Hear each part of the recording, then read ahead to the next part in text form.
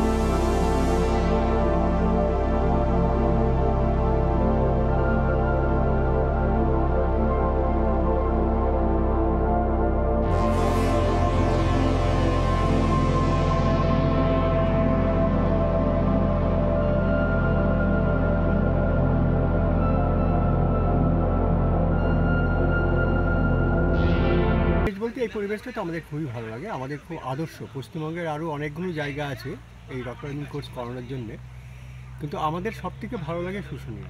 কারণ এখানে এতদিন আমরা আসছি, এত পরিচিতি হয়ে গেছে সবার সঙ্গে, সব মানুষের সঙ্গে। আর তাছাড়া এখানকার এমনি মানে সব দিক থেকে এটা সবথেকে ভালো জায়গা এই কোর্স করানোর জন্য। ট্রেকিং করি হিমালয়ের বিভিন্ন উচ্চতায় আমরা প্রচুর ট্রেকিং করি। আমরা সমুদ্রের পাড় ধরে দেখো, আমরা কোস্টাল ট্রেকিং করি। আমরা লাস্ট ইয়েতে আমরা মরুভূমি চেক করেছি। প্লাস আমরা যেগুলি করি বাচ্চাদের মধ্যে এই অ্যাডভেঞ্চারটাকে একটু আগ্রহ বাড়ানোর জন্য 8 বছর থেকে 11 বছর থেকে তাদের নিয়ে দার্জিলিংয়ের বিভিন্ন জায়গায় আমরা ক্যাম্প করি প্রতি বছর। এবারও করব, এবার আমরা যাব। আর তারপরের বছর বয়সটাকে আর কি 13 থেকে 17 পর্যন্ত আমরা তাদের নিয়ে একটা অ্যাডভেঞ্চার কোর্স করাই, মোটামুটি এই পুরুলিয়ার বিভিন্ন জায়গাতে।